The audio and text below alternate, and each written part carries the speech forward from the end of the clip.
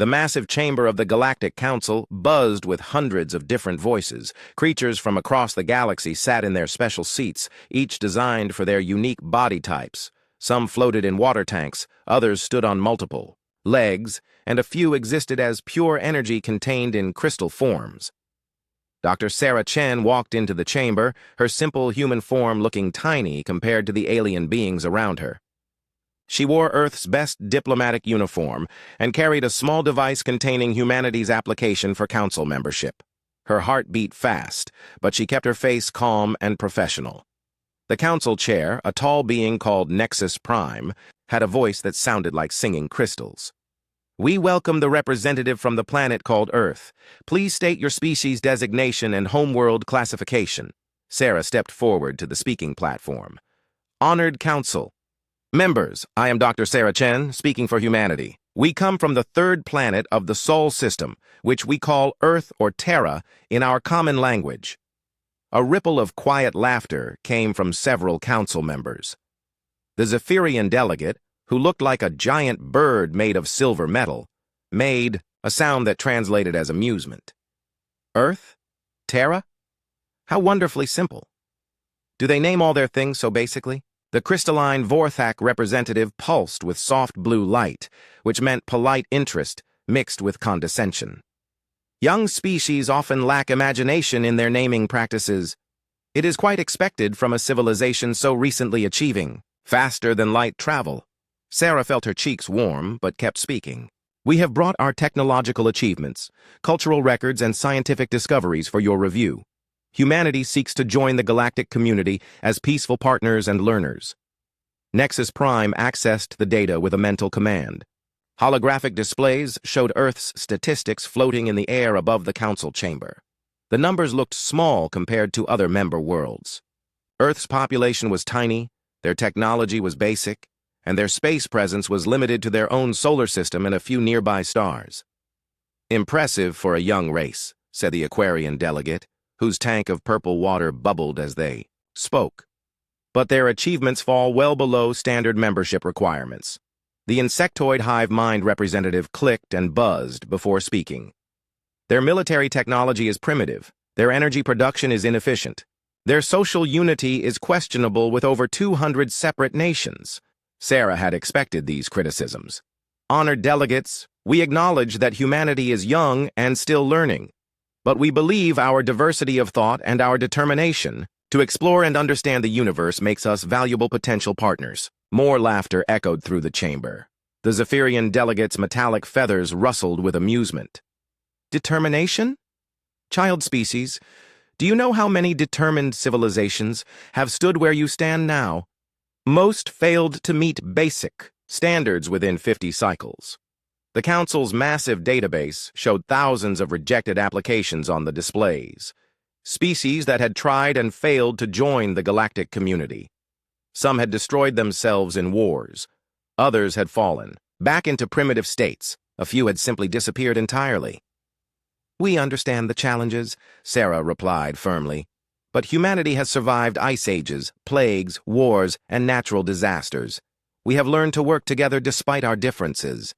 We have turned our weapons into tools for exploration and our conflicts into competitions that make us stronger."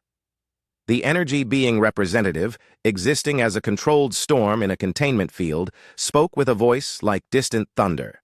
"Pretty words, young human.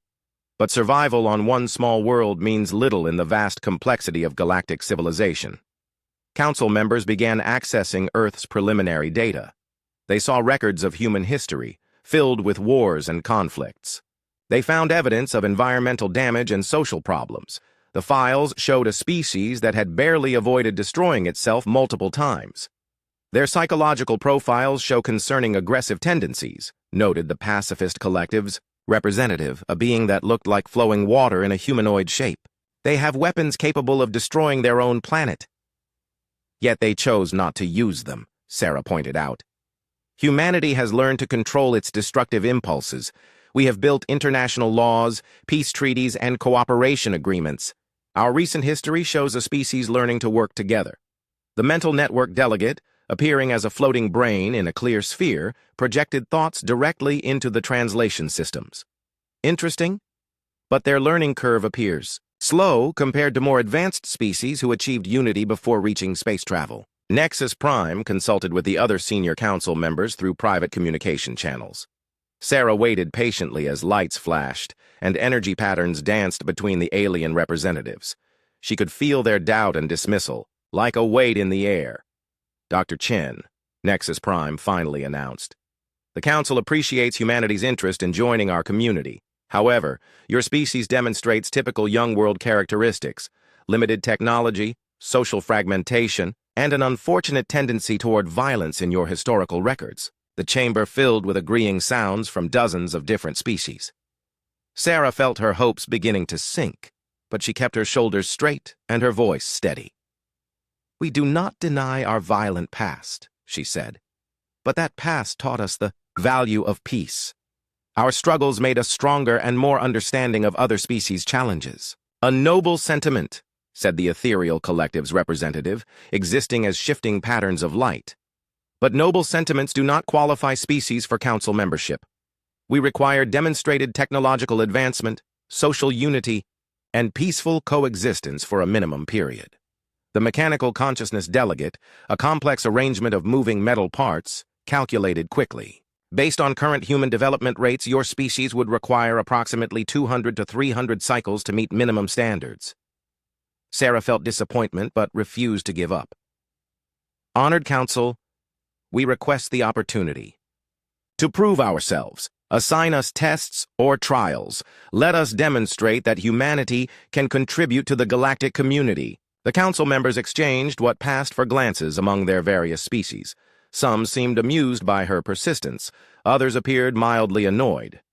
"Very well," Nexus Prime decided after another round of private consultation. "The council will schedule a standard evaluation period. You will be given basic membership protocols to study and preliminary cultural exchange programs to complete. Return in 50 cycles with evidence of your species' readiness."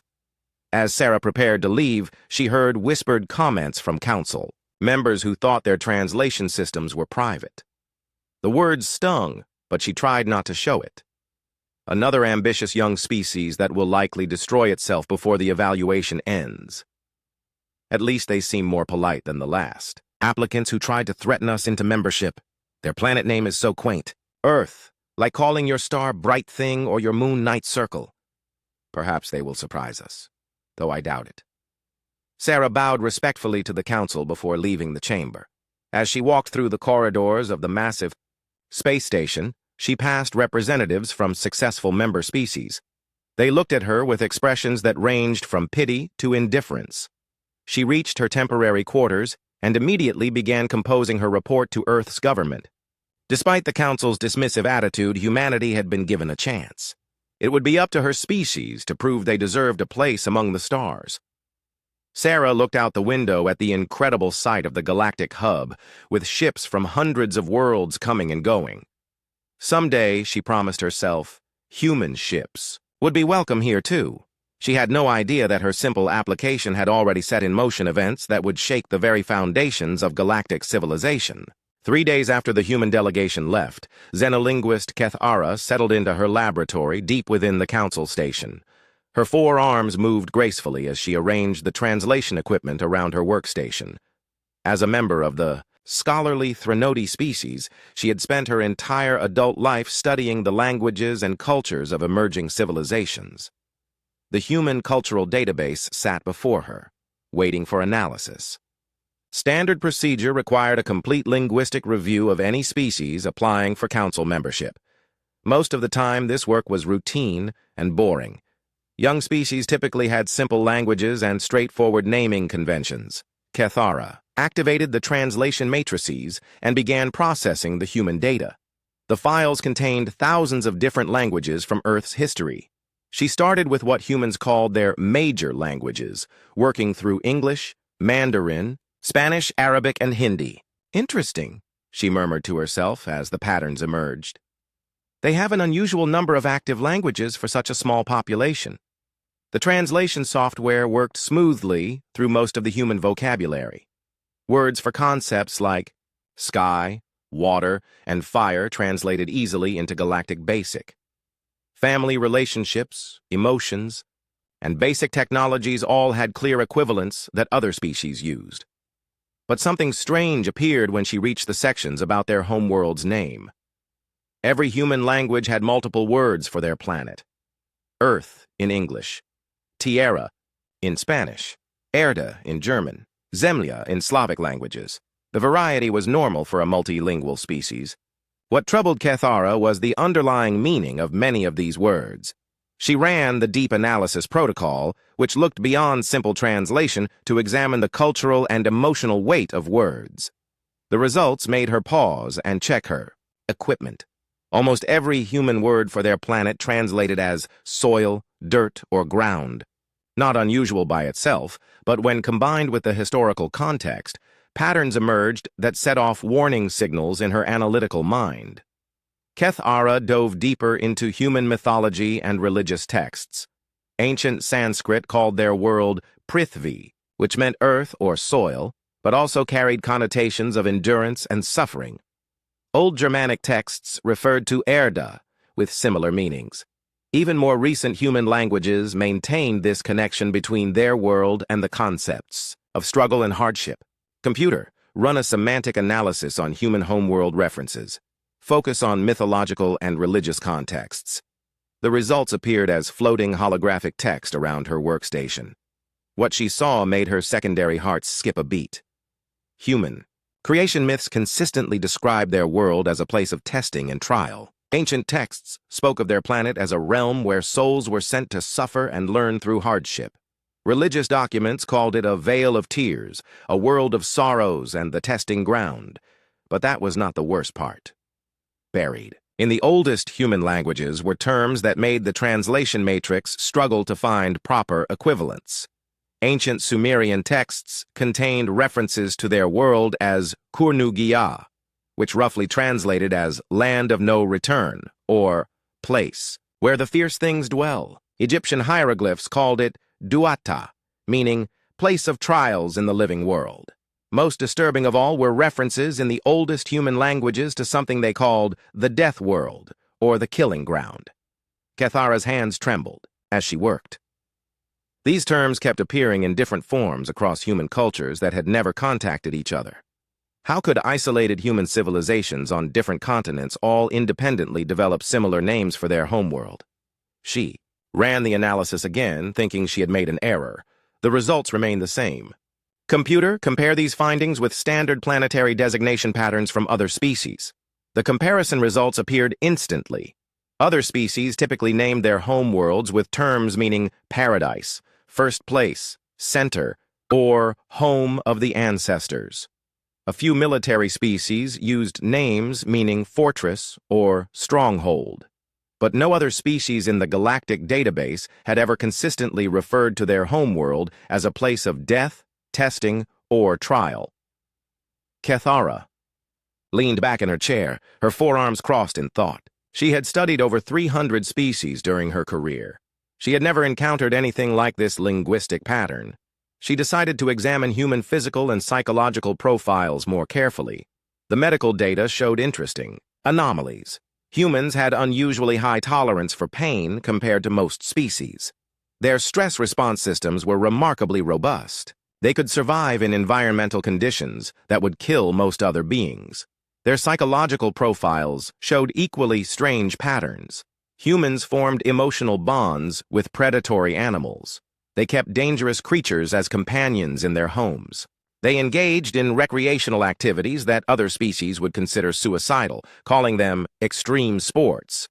Most peculiar of all, humans seemed to thrive under pressure and adversity. Their greatest technological and cultural achievements had emerged during times of crisis, conflict, or environmental stress. Kethara pulled up the files on human literature and entertainment. Their stories consistently featured heroes who overcame impossible odds, survived deadly environments, and triumphed through suffering.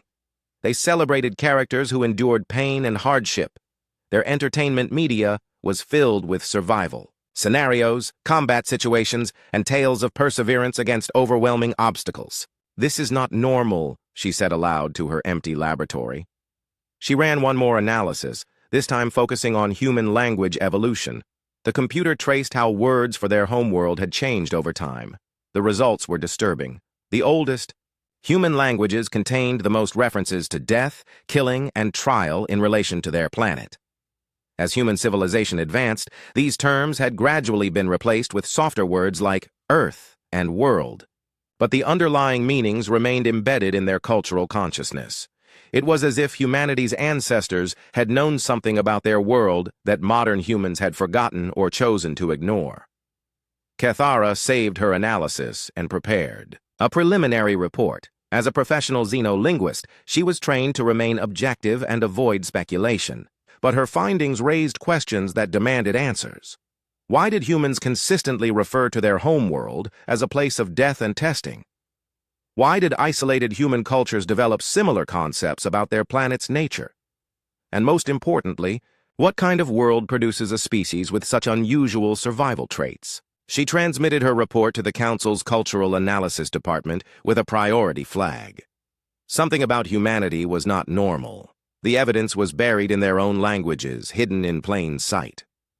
As Cathara prepared to leave her laboratory, for the day she made one final entry in her personal research log. Recommend immediate historical cross-reference with Galactic archives. Human homeworld designation patterns suggest possible connection to pre-council records. Request permission to access restricted historical files. She had no idea that her linguistic analysis was about to unlock secrets that would terrify the entire galaxy. The translation matrices continued running automatic processes through the night, cataloging thousands more human words and phrases. Deep in the system's memory banks, warning protocols began activating as the computer detected patterns that matched entries in databases that had been sealed for millennia. By morning, Cathara's simple linguistic analysis would trigger the most urgent archaeological investigation in galactic history. Senior Council historian Vextai received Cathara's priority report while reviewing routine administrative documents in his office. As a member of the long-lived eternal species, he had served the Council for over 6 centuries and thought he had seen every possible cultural anomaly that young civilizations could produce. The xenolinguist's findings intrigued him immediately. In his long experience, linguistic patterns that seemed impossible usually had historical explanations. Perhaps humanity's strange naming conventions connected to some forgotten galactic contact or ancient migration pattern. Vextai's crystalline body hummed softly as he processed the information.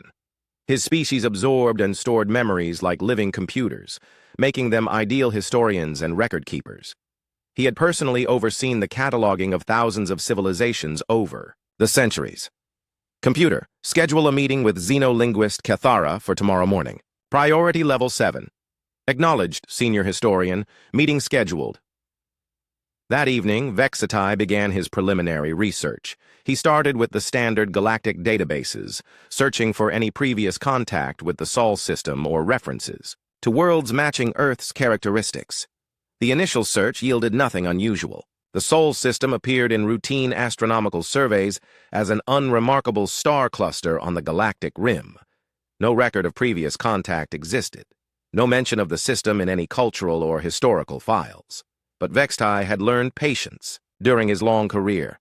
The answers to impossible questions often lay buried in archives that younger historians forgot to check. He decided to access the deep archives, collections of data that predated current council civilization by thousands of years. Most historians avoided these files because they were poorly organized and often contained incomplete or corrupted information. Vextai activated his personal access codes and entered the deep archive systems. The interface looked ancient compared to modern council technology. Files were stored in outdated formats that required special translation protocols to read properly. He began searching for any references to death worlds, killing grounds, or trial planets. The terms seemed absurd, but Cathara's analysis suggested they had specific meaning in human culture. Hours passed as he worked through layer after layer of ancient files. Most contained routine diplomatic records, trade agreements, and scientific surveys from civilizations that no longer existed.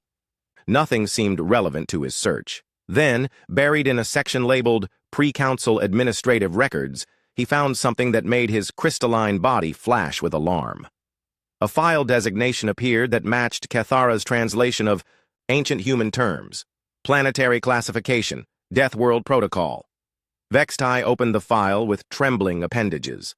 The data inside was fragmentary and corrupted, but what remained was clearly intelligible. The document was written in the ancient script of the Precursors, the mysterious civilization that had ruled the galaxy before the current Council era. The file described a planetary modification project of staggering scope and terrifying purpose. According to the records, the Precursors had identified a suitable world in the outer galactic rim for a long-term biological experiment. They had terraformed the planet to become what they called the ultimate testing ground for creating perfect survival organisms. The planet had been seeded with extreme weather patterns, dangerous geological activity, and aggressive predatory species. The Precursors had then introduced various intelligent species to see which ones would survive and adapt to the hostile conditions. But the experiment had gone beyond simple survival testing. The files described how the Precursors had deliberately created a world where cooperation, adaptability, and controlled aggression would be necessary for long-term survival. They wanted to forge a species that could thrive in any environment while maintaining social cohesion under extreme pressure. Vextai's horror grew as he read deeper into the records. The Precursors had not simply observed their experiment from a distance. They had actively manipulated the planet's development, introducing new challenges whenever the test subjects became too comfortable. Ice ages, volcanic eruptions, asteroid impacts, plague organisms, and predatory species had all been deliberately introduced to maintain selection pressure on the planet's intelligent inhabitants. The ultimate goal was described in chilling terms: creation of the perfect warrior species through environmental pressure and natural selection. But the files contained an even more disturbing revelation. The Death World project had not been abandoned or failed. According to the records, it had been too successful. A final entry, dated just before the Precursor civilization mysteriously disappeared, contained a warning that made Vextai's entire body pulse with fear. Project termination recommended. Test subjects show concerning adaptability rates. Survival characteristics exceed predicted parameters. Recommend immediate planetary sterilization before subjects achieve space travel capability. Population shows dangerous potential for galactic expansion. The file ended there, with no record of whether the sterilization had been carried out. Vextai immediately began searching for additional references to the Death World project. Deep in the forbidden archives, he found astronomical charts that made his worst fears come true. The Precursor star charts clearly marked the location of their experimental world. The coordinates matched the Sol system exactly. Earth was the Death World. Humanity was not a naturally evolved species. They were the descendants of the Precursors' ultimate biological warfare experiment, survivors of millennia of deliberately imposed hardships designed to create the perfect killers. Vextai accessed more files, his historian's mind racing to understand the full implications. Additional records showed that multiple intelligent species had been introduced to the Death World over the centuries. Humans were apparently the only ones who had survived the complete testing protocol. They had not just survived. According to the final Precursor assessments, humans had thrived, developing exactly the characteristics the experiment was designed to create: extreme adaptability, pack cooperation, controlled aggression, and the ability to turn any environment into a survivable habitat. The Precursors had created the perfect apex predators, and then lost control of their own experiment. Vextai began pulling together all the relevant files, his mind reeling from the discoveries. Everything about humanity suddenly made perfect sense. Their strange tolerance for pain, their ability to bond with predators, their tendency to thrive under pressure, their rapid technological development following disasters. They were not anomalies. They were the successful result of the most sophisticated biological engineering project in galactic history. As he prepared his report, Vextai realized the true scope of the crisis facing the Council. They were not dealing with a young species requesting membership. They were facing the return of the Precursor's ultimate weapon, evolved and refined by millennia of continued environmental pressure. Humanity had achieved space travel exactly as the Precursors had feared. They were expanding into the galaxy with the same relentless adaptability that had allowed them to survive their homeworld's trials. The galaxy was about to meet its new apex predators, and they came in peace, asking politely for membership in galactic civilization. Vexte transmitted his findings to the Council's highest security levels with maximum priority flags. As he finished his report, one thought echoed through his crystalline consciousness. The precursors had vanished from the galaxy shortly after creating the Death World. Had they destroyed themselves in fear of what they had unleashed, or had something else happened to them? And if the Death World experiment had been deemed too dangerous by its own creators, what did that mean for the current galactic civilization?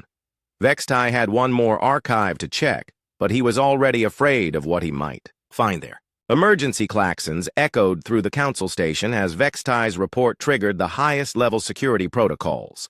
Within hours, the discovery had reached the senior council members, and panic began spreading through the galactic government, like wildfire. Nexus Prime called an unprecedented emergency session. For the first time in over 2,000 years, every member of the Grand Council was required to attend personally rather than sending representatives. The massive assembly chamber had never held so many beings at once.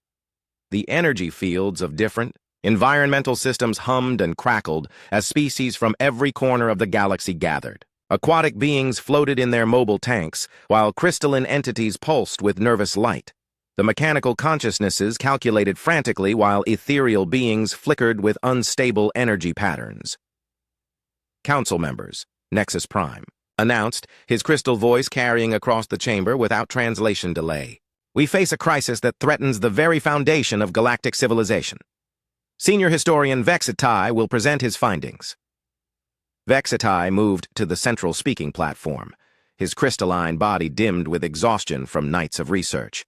Around him, holographic displays activated to show the ancient precursor files he had discovered. Honored colleagues, he began, our recent applicant species is not what they appear to be. Humanity did not evolve naturally on their homeworld. They are the product of the most dangerous biological experiment in galactic history. The chamber erupted in confused voices as species demanded explanations. Nexus Prime restored order with a harmonic pulse that made every being in the room focus their attention. Vexte continued, displaying the Death World files for all to see. The planet they call Earth was deliberately modified by the precursors to serve as a testing ground for creating the ultimate warrior species. Every aspect of their world was designed to forge survivors capable of conquering any environment. The Pacifist Collective's representative, still appearing as flowing water, rippled with distress. This is impossible. The humans seemed peaceful during their application. Their delegate was polite and cooperative. Exactly as the precursors intended, Vexte replied grimly. The experiment was not designed to create mindless killers. It was meant to produce intelligent, adaptable predators capable of cooperation and strategic thinking. The files describe this as controlled aggression optimized for pack survival. The Zephyrian delegate, who had mocked humanity during their application, now sat silent with his metallic feathers folded tight against his body. His earlier amusement had turned to cold fear. Keth Ara, invited to present her linguistic evidence, stepped forward nervously. The proof was hidden in their own language all along. Every human culture independently developed terms describing their world as a place of death and testing. They knew somewhere in their genetic memory what their planet really was. The Evidence Collective, a species that existed as living mathematical proofs, projected probability calculations into the air above the chamber. Based on precursor design parameters, humans should possess the following characteristics: extreme adaptability, enhanced pain tolerance, pack bonding behavior, tool utilization instincts, and strategic aggression patterns. The mental network delegate pulsed with alarm. Those characteristics match perfectly with human psychological profiles from their application files. We dismiss them as primitive survival instincts. Senior military advisor Krang Thul, a heavily armored being from the warrior Krathan species, rumbled with worry. I reviewed their military technology assessments. Their weapons are not primitive. They are efficient. Their strategy documents show sophisticated understanding of combined arms tactics and resource management. More concerning, added the scientific consortium representative, their space exploration methods show classic expansion patterns. They establish secure bases, gather resources, and advance systematically. This is not exploration behavior. This is territorial expansion behavior. The chamber filled with worried conversations as species began to understand the implications. Humans were not innocent newcomers seeking knowledge and friendship. They were apex predators beginning their expansion into the galaxy. The historical archive mind, an ancient AI that stored the memory of 1,000 civilizations, activated with a deep electronic voice. Cross-referencing human behavior patterns with precursor design goals shows 97.3% compatibility. The experiment succeeded beyond original parameters. Nexus Prime accessed additional data streams. Computer, display human population and expansion, statistics. The holographic displays showed humanity's rapid spread across their solar system. In just a few centuries since achieving spaceflight, they had established colonies on multiple worlds, space stations throughout their system, and mining operations on asteroids and moons. Notice the pattern, Vextai pointed out. They do not simply visit other worlds. They make them livable. Every human colony shows environmental modification designed to support long-term population growth. The ethereal collective flickered with distress. They are terraforming, making worlds suitable for their own survival needs. Worse than that, the Deep Ocean Collective bubbled through their translation system. They are making worlds suitable for their specific biology. They are preparing the galaxy for human expansion. The revelation that sent the chamber into true panic came from the Economics Monitor, a species that existed as living market analysis. Review human technological development rates. They show exponential advancement patterns. At current growth rates, they will achieve council-level technology within 50 cycles. 50 cycles? The Energy Storm representative crackled with alarm. That is impossibly fast for natural development. Not for a species designed by the precursors, Vextai replied. The Death World experiment included genetic coding for rapid learning and technological adaptation. Humans are supposed to advance quickly once they achieve space travel. The true horror of the situation began to sink in. Humanity was not struggling to meet council standards. They were deliberately developing at the pace the precursors had engineered into them. The War Memorial Alliance, representing species that had survived galactic conflicts, projected tactical assessments. If humans maintain current development rates while expanding their territory, they will represent a significant military threat within 100 cycles. What happened to the precursors themselves? Asked the Historical Memory Collective. Why did they disappear? Vextai displayed the final files he had discovered. The last precursor records show growing concern about their Death World experiment. They had created something that exceeded their ability to control. The final entry suggests they were preparing to either destroy their own creation or abandon the galaxy entirely. They ran away from their own experiment, whispered the contemplative. Order representative. What does that say about what they created? The chamber fell silent as the full implications became clear. The most advanced civilization in galactic history had created humanity as the ultimate survival species, then had been so terrified of their own success that they had fled the galaxy entirely. And now, humanity was knocking on the Council's door, asking politely to join galactic civilization. What do we do?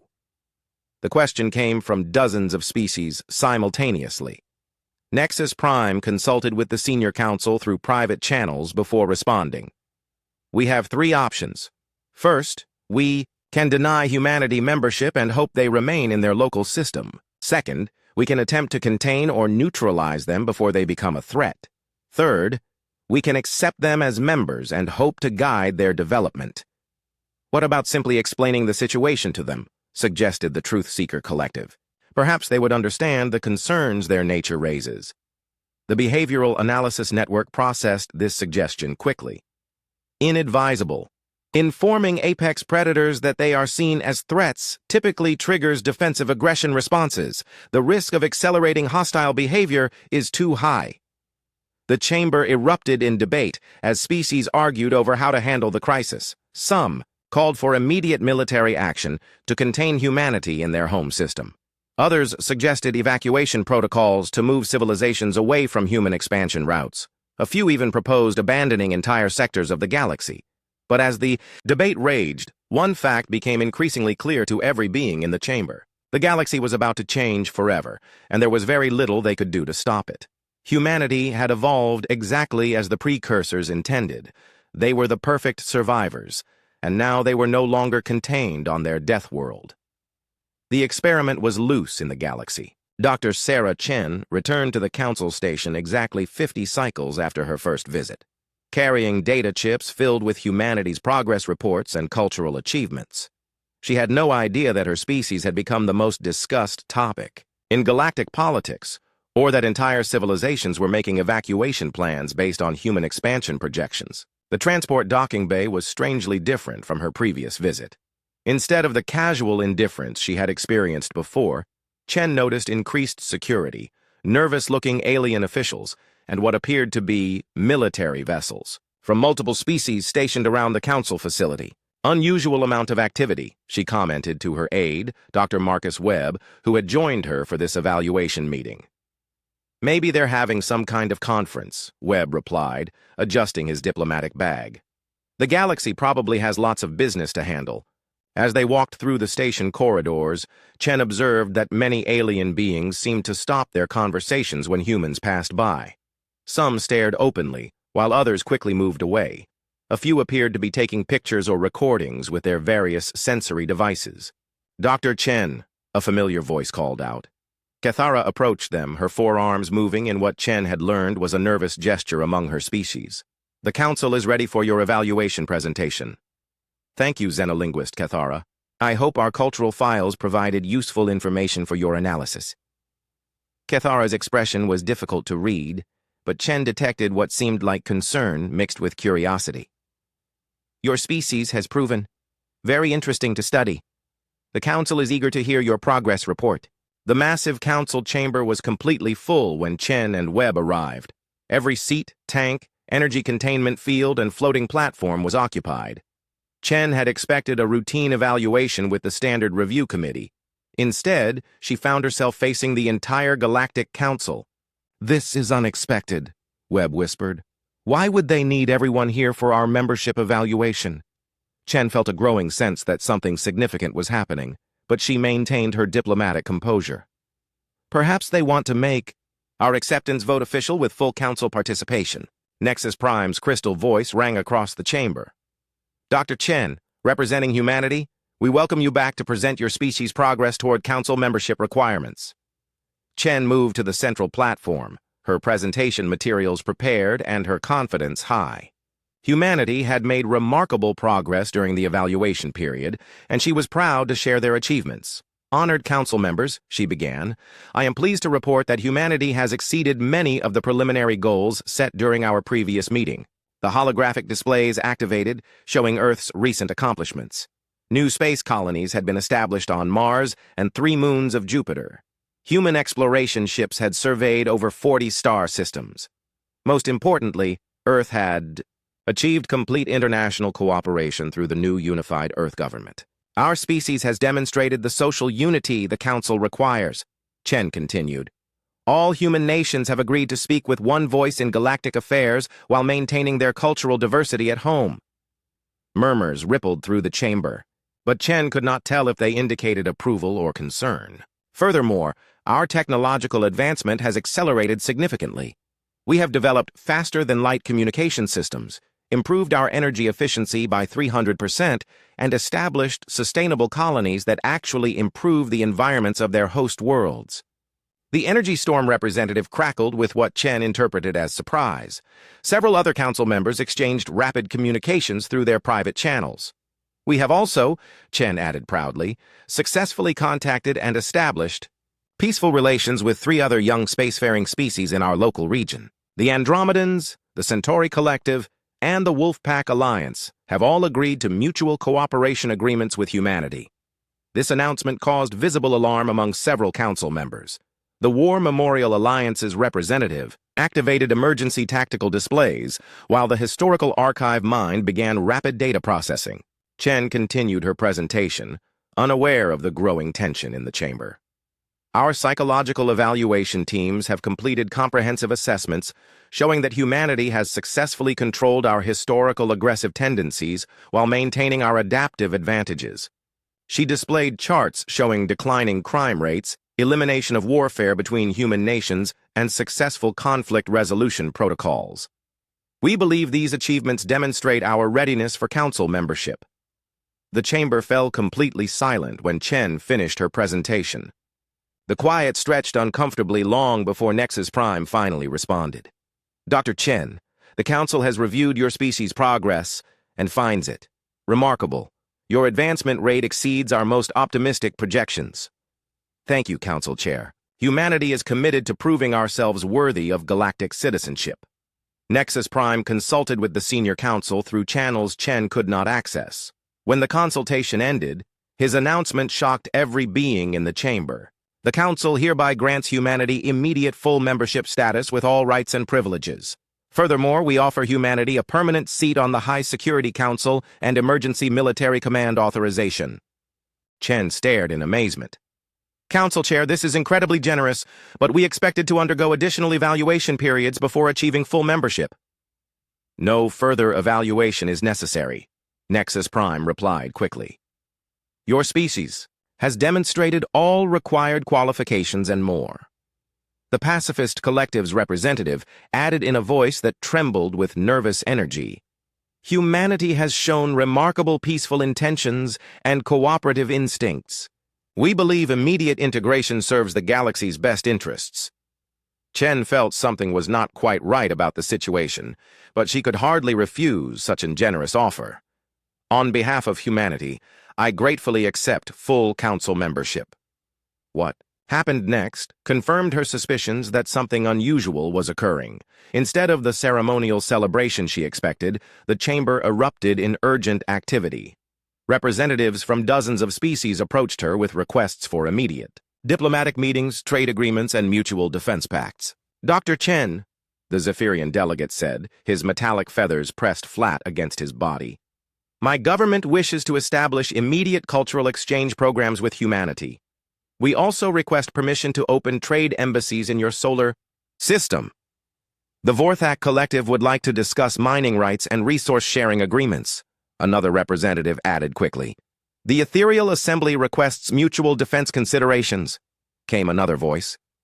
Chen found herself surrounded by aliens desperate to establish formal relationships with humanity. Their eagerness seemed driven by something more urgent than normal diplomatic courtesy. Dr. Webb moved closer to Chen and whispered, Something's got them spooked. They're acting like they're afraid of us. As the crowd of eager diplomats pressed closer, Chen caught fragments of conversations that made her blood run cold. Better to have them as allies than enemies. If we can't contain them, we need to control them. Maybe if we give them what they want, they'll expand away from our territories. The precursor files were very clear about appeasement strategies. Chen's diplomatic training kicked in as she realized what was happening. The Council was not welcoming humanity as equals. They were trying to manage what they perceived as a threat. Council members, she said loudly enough to quiet the crowd around her. I sense that humanity's membership application has raised concerns beyond our qualifications. If there are issues we need to address, I would prefer honest discussion to diplomatic maneuvering. The chamber fell silent again. Nexus Prime consulted privately with his advisors before responding. Dr. Chen, your species represents a unique situation in galactic history. Your rapid advancement and expansion capabilities require careful integration into galactic society. Are you saying you see humanity as dangerous? We prefer to think of humanity as powerful. Power requires responsible management for the benefit of all galactic citizens. Chen understood the situation now. Somehow the Council had discovered something about humanity that frightened them. Rather than risk conflict, they were trying to control human expansion through integration and cooperation. Council Chair, humanity seeks only peaceful coexistence and mutual benefit with all galactic species. We have no territorial ambitions beyond what we need for our own growth and development. Of course, Nexus Prime replied quickly. And the Council wishes to help humanity achieve those goals in ways that benefit everyone. As Chen prepared to leave the chamber, now accompanied by dozens of diplomatic escorts, she realized that humanity had achieved something unprecedented. They had terrified the galaxy into giving them everything they wanted. The Council members watched nervously as the human delegation left, surrounded by representatives eager to curry favor with the new apex species. "Do you think this will work?" the Energy Storm representative asked. "Unknown," Nexus Prime replied. "But historical analysis suggests that appeasing apex predators while managing their expansion is preferable to direct confrontation. And if the strategy fail,